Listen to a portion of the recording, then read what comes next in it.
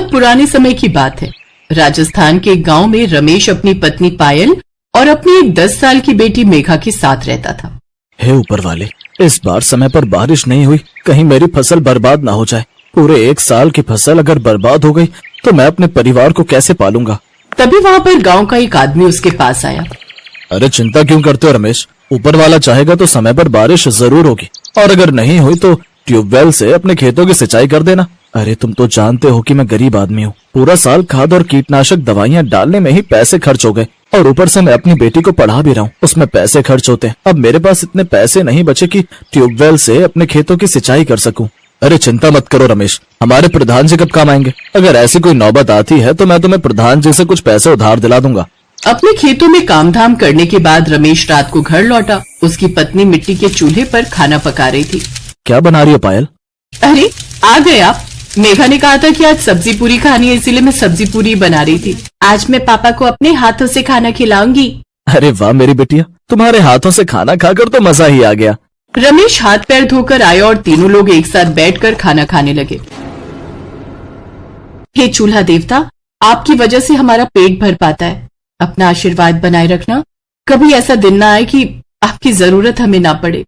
पायल, मैं हर रोज देखता हूँ तुम चूल्हे की पूजा करती हो, उनसे तुम हर रोज यही कहती हो कि ऐसा कोई दिन ना आए जिस दिन चूल्हा ना चले। भला मेरे रहते हुए ऐसा कैसे हो सकता है?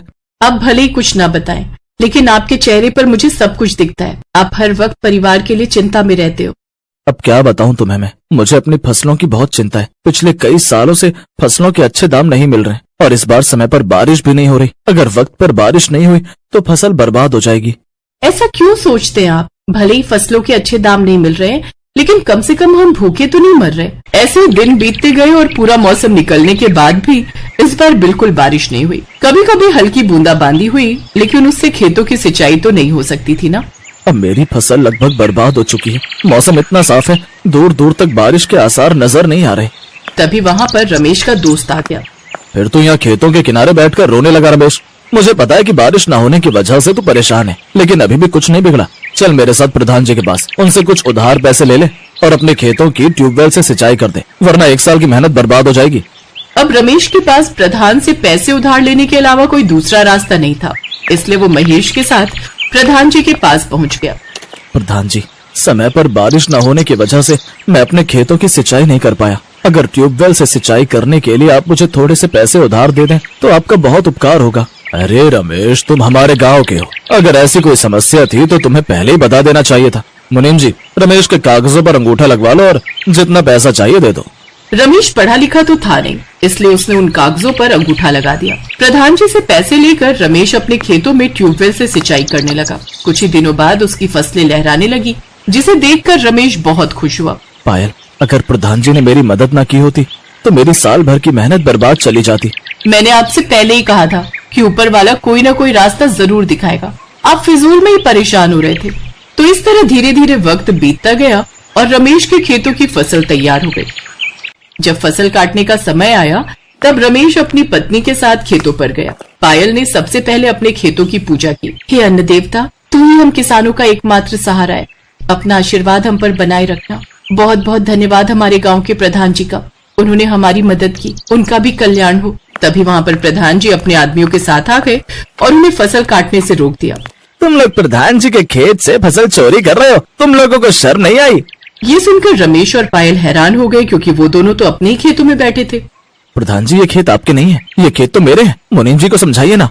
रमेश, मुनीम जी बिल्कुल सही कह रहे हैं, ये खेत अब तुम्हारे नहीं रहे बल्कि मेरे हो चुके। अगर यकीन ना हो तो इन कागजों पर अपने अंगूठे के निशान देख लो, तुमने लगाए थे ना। लेकिन ये निशान तो मैंने आपसे पैसे उधार लेने के लिए लगाए थे ना। इन कागजों पर साफ साफ लिखा है कि तुमने अपने सारे खेत मेरे नाम कर दिए। अब गनीमत इसी में है कि यहाँ से चले जाओ। अगर ये फसल काटोगे तो 10% अनाज मैं तुम्हें दे दूंगा, इसके अलावा कुछ नहीं।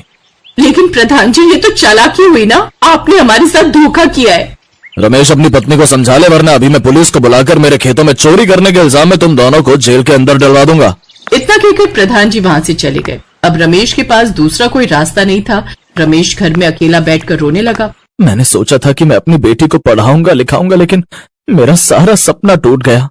ऐसे दिन बीतते गए। अब उनके घर में खाने को भी कुछ नहीं बचा। पायल अपने चूल्हे के पास गई और वहीं बैठकर रोने लगी। हे चूल्हा देवता, मैं तो तेरी हर रोज प्रार्थना करती थी, हर दिन अपने खेतों की पूजा करती थी, लेकिन ऊपर वाले ने मुझसे सब कुछ छीन लिया। हमारे खेत भी छीन लिए और इस चूल्हे पर पकने के लिए कुछ अनाज भी नहीं बचा। मैं तुझसे हर रोज प्रार्थना करती थी कि कभी ऐसा दिन मत आने देना कि चूल्हे पर खाना न पके, पर आपने मेरी प्रार्थना ठुकरा दी। अचानक तेज रोशनी हुई। उसने देखा कि वहां पर अब 2 चूल्हे रखे हुए थे, एक सोने का और एक चांदी का। अभी तो यहाँ पर सिर्फ एक मिट्टी का चूल्हा रखा था, अचानक 2 चूल्हे कहाँ से आ गए? तभी अचानक सोने के चूल्हे से आवाज आई, मैं सोने का चूल्हा हूँ और ये चांदी का। तुम हमारी हर वक्त पूजा किया करती थी, तो हम भला तुम्हें कैसे दुखी देख सकते थे? इसीलिए भगवान ने हम दोनों को तुम्हारे पास भेजा है। आज के बाद मेरे ऊपर तुम कुछ भी पकाओगी वो सब कुछ सोने का बन जाएगा, और चांदी के चूल्हे पर तुम जो भी पकाओगी वो चांदी का बन जाएगा, जिससे तुम्हारी जिंदगी पूरी तरह से बदल जाएगी। पहले तो पायल को कुछ समझ में नहीं आया, पर सुबह उठते ही उसने सोने के चूल्हे पर पानी गर्म किया तो वो सोने का बन गया। फिर उसने चांदी के चूल्हे पर पानी गर्म किया तो वो पूरा पानी चांदी का बन गया। अब उनके पास पैसा ही पैसा हो गया। उन्होंने बहुत अच्छा घर बनवा लिया और अपनी बेटी को भी अच्छे कॉलेज में पढ़ाया। पढ़ लिखकर मेघा जवान हो गई और आईपीएस ऑफिसर बन गई। एक दिन वो प्रधान के पास गई। प्रधान चाचा, मुझे तो आप पहचानते ही होंगे। अरे हाँ बिटिया मेघा, तुम्हें तो आज पूरा गांव जान गया। तुम तो बहुत बड़ी पुलिस ऑफिसर बन गई हो। इस बैग में 1 करोड़ रुपए है। मैं इस गांव में एक फैक्ट्री खोलना चाहती हूँ, तो आपकी परमिशन तो लगेगी। अरे इन पैसों की क्या जरूरत, खैर तुम दे रही हो तो मैं ले लेता हूँ। लाओ, कहाँ साइन करना है? प्रधान ने बिना कुछ देखे उन कागजों पर साइन कर दिए। फिर मेघा ने सभी गांव वालों को बुलाकर उनसे कहा, गांव वालों, मेरी बात ध्यान से सुनो। आप सभी लोगों के अनपढ़ होने का इस प्रधान ने बहुत फायदा उठाया। सभी के खेत इसने अपने नाम करवा लिए थे, लेकिन आज से आप सभी के खेत आप लोगों के नाम हो चुके हैं। ये रहे आपके कागज, और प्रधान के सारे खेत और इसका घर अब मेरे पिताजी के नाम पर हो चुके हैं। प्रधान जी, अगर जिंदा रहना चाहते हो तो शहर चले जाओ, वहाँ सिग्नल पर भीख बहुत अच्छी मिल जाती है। इस गांव में तो तुम्हें कोई भीख भी नहीं देगा। इतना कहकर मेघा अपनी गाड़ी में बैठकर अपने बंगले में चली गई।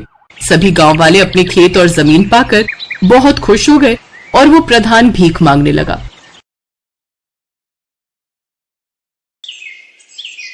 सुहानी अपने पिता महेंद्र के साथ रूपनगर में रहती थी। बचपन में जब सुहानी की मां का देहांत हो गया तो उसके पिता ने दूसरा विवाह कर लिया। सुहानी की सौतेली मां सुधा शादी के बाद अपनी बेटी ज्योति को भी साथ लाई थी। सुहानी और ज्योति अब बड़ी हो चुकी थी। सुहानी देखने में बहुत सुंदर थी। उसके लंबे काले और घने बाल उसकी सुंदरता में 4 चांद लगा देते थे। ये देखकर सुधा सुहानी से बहुत ईर्ष्या करती थी। एक दिन, ज्योति, तुझे कितनी बार बोला है तू भी सुहानी जैसे सुंदर बालों वाली बन। देख उसके बाल कितने काले, लंबे और घने हैं। पता नहीं कितने महंगे महंगे इत्र और खुशबू वाली जड़ी बूटियां लाकर दी हुई हैं। पर तुझे घूमने से फुर्सत मिले तो तू बालों पर ध्यान देना। सुहानी को देख कितने सुंदर बाल है उसके। माँ, सुहानी के बाल बचपन से ही बहुत सुंदर हैं। मेरे बाल उसके जैसे नहीं है तो इसमें मेरी क्या गलती है? सुधा, सुहानी के लिए जो रिश्ते की बात की थी उन लोगों को सुहानी पसंद आ गई है। वो लोग अगले महीने ही विवाह के लिए बोल रहे हैं। मैं सुहानी को ये खुशखबरी बताकर आता हूँ। पिताजी, मैं आपको छोड़कर कहीं नहीं जाऊंगी। मुझे कोई विवाह नहीं करना। नहीं सुहानी बिटिया, हर कन्या के पिता को ये आस होती है कि उसकी पुत्री विवाह करके सकुशल अपनी ससुराल जाए। और फिर धर्मचंद जी जाने माने व्यापारी हैं, तो उनके पुत्र के साथ बहुत खुश रहेगी। और फिर सुहानी की शादी धर्मचंद जी के बेटे सुमेर चंद के साथ हो जाती है।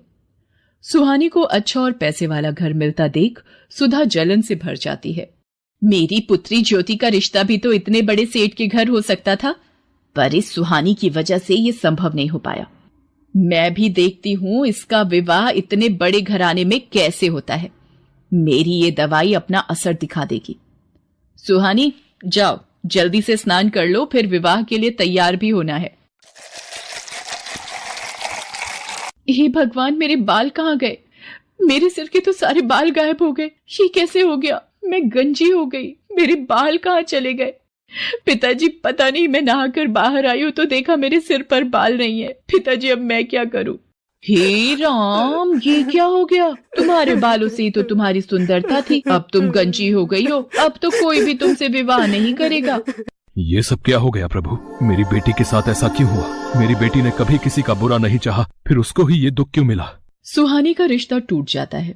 महेंद्र भी सुहानी को लेकर अब बहुत दुखी रहने लगा था। सुहानी जब अपने पिता को दुखी देखती तो वो भी फूट फूट कर रो पड़ती थी, और ऐसा होते देख सुधा और ज्योति मन ही मन बहुत खुश होती थी। अब तो नगर के लोग भी जब सुहानी को देखते तो उसे गंजी कहकर उससे डर कर भाग जाते। अरे ये गंजी लड़की कितनी बदसूरत दिखाई पड़ती है। हाँ बहन, इसे देखकर तो डर लग रहा है। चलो यहाँ से चलते हैं। हे भगवान, सब लोग मेरे से नफरत करते हैं। मेरे भी सपने थे कि मेरा विवाह होगा, मैं भी अपने ससुराल जाऊंगी। मेरे सारे सपने चूर चूर हो गए। मेरी वजह से मेरे पिताजी भी आज दुखी है। फिर मैं जीकर क्या करूंगी।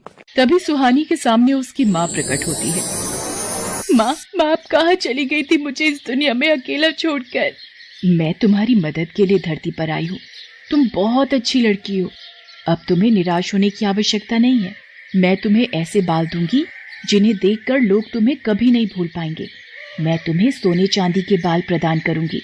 जैसे ही सुहानी की माँ सुहानी के सिर पर हाथ फेरती है, सुहानी के सिर पर सोने चांदी के बाल आ जाते हैं। सोने चांदी के सुनहरे चमकते बाल सुहानी की खूबसूरती को और बढ़ा रहे थे। माँ, ये सोने चांदी के बाल तो बहुत खूबसूरत है। आपका बहुत बहुत धन्यवाद। आपने मुझे फिर से सुंदर बना दिया। आपने मेरी सारी परेशानी दूर कर दी। खुशी खुशी अपने घर जाओ सुहानी। अब कभी भी उदास नहीं होना। मेरा आशीर्वाद सदैव तुम्हारे साथ है। सुहानी खुशी खुशी घर की ओर चल पड़ती है। तभी रास्ते में नगर के राजकुमार की सवारी जा रही थी, इसलिए रास्ते पर चलते लोगों को कुछ देर के लिए रुकने के लिए कहा जाता है। नगर के राजकुमार को देखने के लिए कितनी भीड़ लग गई है। भीड़ में से निकलने की कोशिश करती हूँ। ये सोने चांदी के बाल वाली लड़की, अरे भीड़ में इसका चेहरा दिखाई नहीं पड़ रहा। कितने सुंदर बाल हैं इसके। कहाँ गायब हो गई? हम रथ से उतर कर भी नहीं जा सकते। ओहो, कितने सुंदर बाल थे उसके। वो तो खुद भी कितनी खूबसूरत होगी। सुहानी घर पहुँचती है। मैं अपने बालों को इस दुपट्टे से ढक लेती हूँ, नहीं तो माँ ढेरों सवाल पूछ लेंगी। मैंने इसकी ऐसी हालत कर दी है कि इसे अपने गंजे सिर को छुपाना पड़ता है।